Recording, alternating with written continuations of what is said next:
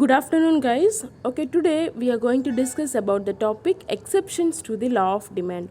So last classல வந்து நம்ம என்னென்ன டாபிக்ஸ் எல்லாம் கவர் பண்ணோம், law of demand என்னன்னு பார்த்தோம், அப்புறம் characteristics, assumptions and determinants. So these are all the topics we covered in the last class. Okay, so exception என்னன்னு பார்த்தீங்கன்னா விதிவிலக்கு.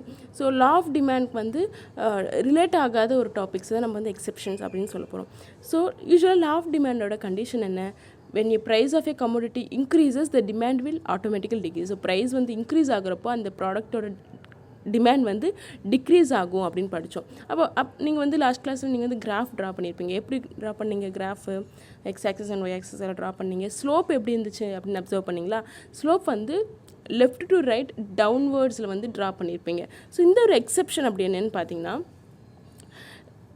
லா ஆஃப் டிமாண்டோட ரூலையே வந்து இது வந்து ஆப்போசிட்டாக இருக்கும். So here when the price increases, ஒரு கமோடிட்டியோட ப்ரைஸ் இன்க்ரீஸ் ஆகுறப்போ அதோட டிமாண்ட் வந்து கூட இன்க்ரீஸ் ஆகும் அப்படின்னு அப்படின்னு சொல்லியிருக்காங்க. அதுதான் exception to the law of demand. இப்போ ப்ரைஸும் இன்க்ரீஸ் ஆகிட்டு டிமாண்டும் டிக்ரீஸ் ஆகுறப்போ அதோட கிராஃப் எப்படி இருக்கும் அப்படின்னு பாருங்கள். ஸோ இந்த diagram DD is the demand curve. So DD வந்து demand curve which slopes upwards from left to right. So left to right வந்து டவுன்வர்டாக இருக்கிறது வந்து அப்வர்டில் இருக்குது. ஓகேவா? So it shows that when the price OP, so price OP வந்து ஓபியாக இருந்துச்சுன்னா அதோட குவான்டிட்டி வந்து ஓக்யூவாக இருக்கும். ஸோ ப்ரைஸ் இன்க்ரீஸ் ஆகுறப்போ டிமாண்டும் டிக்ரீஸ் ஆகுது. ப்ரைஸ் இன்க்ரீஸ் ஆகுது, OP2க்கு இன்க்ரீஸ் ஆகுது.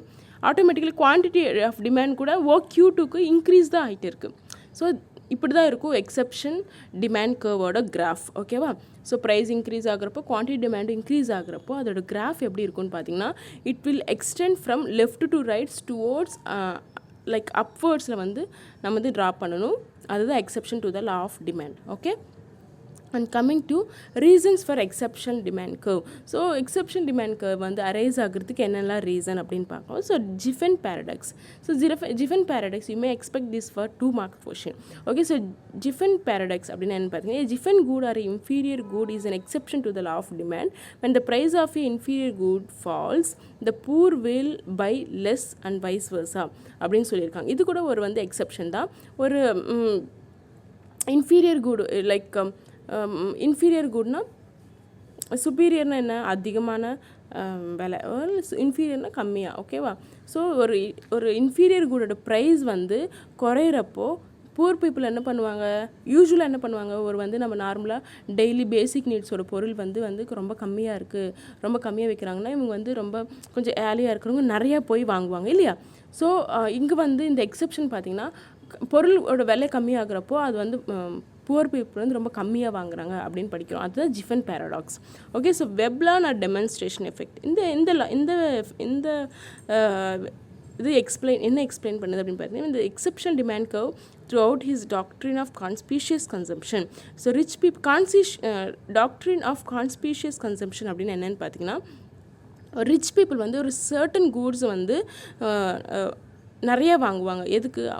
அவங்களோட ப்ரெஸ்டீஜ், அவங்களோட ஸ்டேட்டஸ் வந்து எல்லாருக்கும் காமிக்கிறதுக்கு. எக்ஸாம்பிள், ஒரு டைமண்ட் நெக்லஸ் வாங்குறது, ஒரு லைக் வெரி எக்ஸ்பென்சிவ் ஃப்ளாட் வாங்குறது, இதெல்லாம் வாங்குறதப்போ அவங்களுக்கு என்ன, அவங்களோட ஸ்டேட்டஸ் இன்னும் அதிகமாகவும் அவங்க ஸ்டேட்டஸை ஷோ பண்ணுறதுக்காகவே இந்த மாதிரி ஒரு கூட்ஸ் வாங்குறாங்க.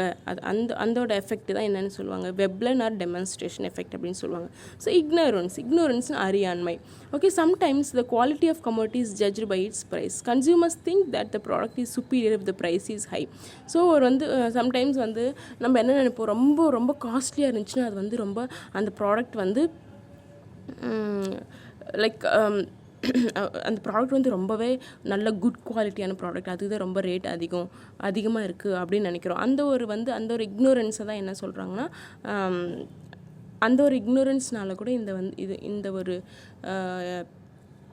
லா ஆஃப் டிமாண்டோட எக்ஸெப்ஷனல் டிமாண்ட் கர்வ் அரைஸ் ஆகிறதுக்கு ஒரு ரீசன். ஓகேவா? ஸோ ஸ்பெகுலேட்டிவ் எஃபெக்ட் அப்படின்னு எனக்கு, if the price of the commodity is increasing, then the consumers will buy more because of its exception that it will increase it still further.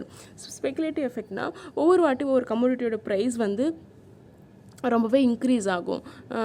எதுக்கு அப்படின்னு பார்த்தீங்கன்னா, அவங்க வந்து ஓகே ஒரு லைக் ஃப்யூச்சரில் இதோட விலை வந்து கொஞ்சம் அதிகமாக இருக்கலாம் அப்படின்னு ஒரு பயத்திலேயே அட் ப்ரெசென்ட் ரொம்ப அதிகமாக வாங்கிடுவாங்க. அது எவ்வளோ ப்ரைஸாக இருந்தாலும் எவ்வளோ ப்ரைஸ் அதிகமாக இருந்தாலும் அவங்க வந்து எவ்வளோ காசு கொடுத்தாலும் வாங்கிடுவாங்க. அது ஒரு reason. And coming to next one, fear of shortage. So like இப்போ நம்ம கோவிட் சுச்சுவேஷன் எடுத்துக்கிட்டிங்கன்னா பார்த்தீங்கன்னா, ஸோ ஆல்மோஸ்ட் எல்லா சூப்பர் மார்க்கெட்ஸில் எல்லா பொருளுமே வந்து பேனிக் பையிங் அப்படின்னு சொல்லுவாங்க. லைக் வெளியே வர முடியாத காரணத்தினால எல்லோரும் என்ன பண்ணுவாங்க, ஒரே வாட்டி எல்லா பொருளுமே வாங்கிடுவாங்க. அந்த ஒரு ஃபியர் ஆஃப் ஷார்ட்டேஜ்னால கூட இந்த எக்ஸெப்ஷன் கர்வோட அரைஸ் ஆகிறதுக்கு ஒரு reason. Okay, so extension contraction of demand அப்படின்னு பார்த்தீங்கன்னா, ஸோ குவான்டிட்டி டிமாண்டில் வந்து சேஞ்சஸ் இருக்கும் இல்லையா? ஸோ அந்த சேஞ்சஸ் வந்து ப்ரைஸ்னால் மட்டும் வந்து இருந்ததுன்னா அதுதான் எக்ஸ்டென்ஷன் கான்ட்ராக்ஷன் ஆஃப் டிமாண்ட் அப்படின்னு சொல்கிறாங்க. So quantity of demand for a commodity due to the change in price alone is called as extension contraction of demand. In other words, buying more at lower price and less at higher price. So இது வந்து normal ஒரு law of demand ஓட condition. So when the price is very very low, people will buy more. When the price is very high, the people will buy less. So this condition is called the extension contraction of demand. And movement along demand curve. So movement along demand curve அப்படின்னா என்னென்னு பார்த்தீங்கன்னா, so if a price is like நீங்கள் பார்த்தீங்கன்னா OP1 price இருக்கிறப்போ quantity எவ்வளோ OQ1 தான். So ரொம்ப அதிகமாக இருக்கிறப்போ கொஞ்சம் கம்மியான குவான்டிட்டி வாங்குறாங்க. அண்ட் OP2 ப்ரைஸ் வந்து கொஞ்சம் கம்மியாயிடுச்சு, OP1லேருந்து OP2க்கு ஃபால் ஆயிடுச்சு. அப்போ வந்து குவான்டிட்டி எவ்வளோ வாங்குறாங்க, கொஞ்சம் அதிகமாக வாங்குறாங்க, Q1 விட Q2வாக வாங்குறாங்க. அண்ட் OP3 ரொம்பவே லைக் P2வோட கம்பேர் பண்ணிட்டு ப்ரைஸ் இன்னும் கம்மியாயிடுச்சு. அண்ட் குவான்டிட்டி பார்த்திங்கன்னா ரொம்ப அதிகமாக இருக்குது, Q1 Q2 விட அதிகமாக Q3 இருக்குது. So this is the moment along demand curve. Okay, when the price is very high, people will buy less, and price is very less, the people will buy more. Okay, and coming to shift in the demand curve. So shift in the demand curve, so extension contraction na enna pathina, when price la change ஆகுறப்ப மட்டும் தான் demand quantity demand வந்து differ ஆகும். இங்க அப்படினு பாத்தீங்கன்னா price வந்து கான்ஸ்டன்ட்டா இருக்கும். ஓகேவா, அதர் வேரியபிள்ஸ் சேஞ்ச் ஆகிட்டே இருக்கும். அதர் வேரியபிள்ஸ் என்ன, நம்ம ஒரு பொருள் வாங்குறோன்னா ப்ரைஸை மட்டும் டிபெண்ட் ஆகிருக்காது. அதோட நமக்கு டேஸ்ட்டு, ப்ரிஃபரன்ஸு, அதோட இம்பார்ட்டன்ஸ், இது எல்லாமே பேஸ் பண்ணியிருக்கும் இல்லையா? ஸோ அதர் தான் ப்ரைஸ் இல்லாமல் மிச்ச ஃபேக்டர்ஸ் லைக் மீதி ஃபேக்டர்ஸை பேஸ் பண்ணி டிசைட் பண்ணுறது ஷிஃப்ட் இன் டிமாண்ட் கர்வ் அப்படின்னு சொல்கிறாங்க. ஸோ இங்கே பார்த்தீங்கன்னா இந்த ரெண்டு கிராஃப் பார்த்தீங்கன்னா, so when the price is OP1 தான் இருக்குது. அதோட அப்போ டிமாண்ட் கர்வ் அப்படி என்னென்னு பார்த்தீங்கன்னா DD டேஷ். ஸோ அதோட டிமாண்ட் எவ்வளோ அப்படின்னு பார்த்தீங்கன்னா DD1. ஓகேவா? ஸோ அண்ட் தென் அந்த டிமாண்ட் கர்வ் வந்து எதுக்கு மூவ் ஆகுது, OQ1க்கு மூவ் ஆகுது இல்லையா? ஸோ OQ1க்கு மூவ் ஆகுதுன்னா அப்படி இன்க்ரீஸ் ஆகுது குவான்டிட்டி. ஸோ அது வந்து ப்ரைஸ் இல்லை, ப்ரைஸ் வந்து கான்ஸ்டண்ட்டாக இருக்குது, ஆனால் வந்து குவான்டிட்டி டிமாண்ட் வந்து இன்க்ரீஸ் ஆகிட்டுருக்கு. இன்க்ரீஸ் ஆகிருக்குன்னா அது வந்து நம்ம டேஸ்ட்டில் சேஞ்ச் ஆகிருக்கலாம், நம்மளுடைய ப்ரிஃபரன்ஸில் சேஞ்சஸ் இருக்கலாம். ஸோ வேறு காரணத்தினால வந்து குவான்டிட்டி டிமாண்டில் வந்து டிஃபரன்ஸ் இருக்குது, சேஞ்ச் ஆகுது அப்படின்னா அதுதான் வந்து shift in demand curve. So in shift in demand curve price will be constant and other variables will be changing. So due to the changes in the other variables there will be a change in the quantity demand. And இந்த next graph பார்த்தீங்கன்னாலும் same. So for OP1 price சேமாக தான் இருக்குது, ஆனால் அதோட quantity demand வந்து so DD டேஷ்னு வச்சுக்கோங்க. அது வந்து இன்க்ரீஸ் ஆகுது, DDயில் இருக்குது, அது வந்து இன்க்ரீஸ் ஆகுது. ஃப்ரம் OQ1 to OQ2க்கு இன்க்ரீஸ் ஆகுது. இன்க்ரீஸ் ஆகிறதுக்கு ப்ரைஸ் மட்டும் காரணம் கிடையாது, இந்த நான் சொன்ன மாதிரி நம்ம ப்ரிஃபரன்ஸ், டேஸ்ட் எல்லாமே வந்து டிபெண்ட் ஆகிருக்கும். ஸோ நீங்கள் வந்து ஞாபகம் வச்சுக்க வேண்டியது ஒரே விஷயந்தான், ஷிஃப்ட் இன் டிமாண்ட் கர்வில் வந்து price will be constant, price வந்து சேமாக இருக்கும், other variables will be changing. So due to the changes in the other variables there will be a change in the quantity demand. ஆனால் extension contraction of demandல அப்படி கிடையாது, ப்ரைஸ்னால changes இந்த ப்ரைஸ்னால மட்டுமே quantity demand வந்து change ஆகும். Simple concept. ஓகேவா? So confusions ஒன்றும் கிடையாது.